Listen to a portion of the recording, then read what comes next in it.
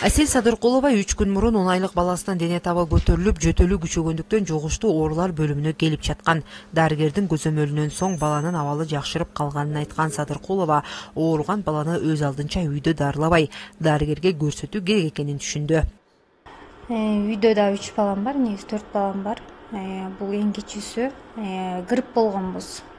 Сас тумоо болуп, анан бир жума үйдө алып жата берип, анан ошондон улам ичи да өтүп баштады, кусуп да баштады. Ошондон улам келдик. Азыр абалы жакшы болуп калды, капельница алып атат, дарылап атышат. Ошол буюрса жакшы болуп калды. Бир ай мурун жугуштуу оорулар бөлүмүнө курч кармаган респиратордук оорулар менен кайрылган бейтаптардын саны күнүнө 50дөн ашып жаткан.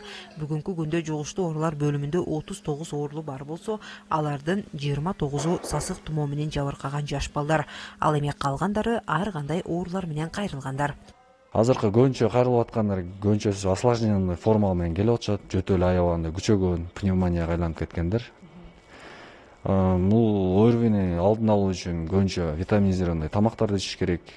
Көп эшикке алып чыкпаш керек. Анткени азыр контакт вирустар көбөйүп атат, ал аркылуу эле жугуп калып атат да. Өлкөдө сасык тумоону жуктурган жарандардын саны кыйла көбөйгөн. Теңир Тоо жергесинде сасык тумоо менен жабыркагандардын саны мурдагыга салыштырмалуу 80%га чейин көбөйдү. Абалга жараша облус боюнча 250дөн ашык койкалар даярдалып, ооруларды дарылоо үчүн бардык шарттар бар.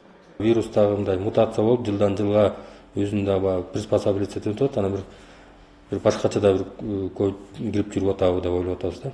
Негизи бирок бардык эле область боюнча бардык жалпы дарыгер практика борборунда биздин облус больницаларда дагы негизи ушул немеге деп атайын жана дары дармектердин боюнча камсыз да. Мындан улам учурда калк арасында дарыгерлер тарабынан түшүндүрүү иштери байма-бай жүргүзүлүүдө.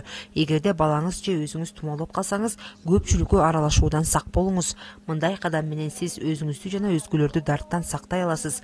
Ошондой эле дарыгердин көзөмөлүндө болуңуз деп кеңеш беришет ак халатчандар. Жыпара Насырова, Жеңиш Абдылдаев, Нарын жаңылыктары.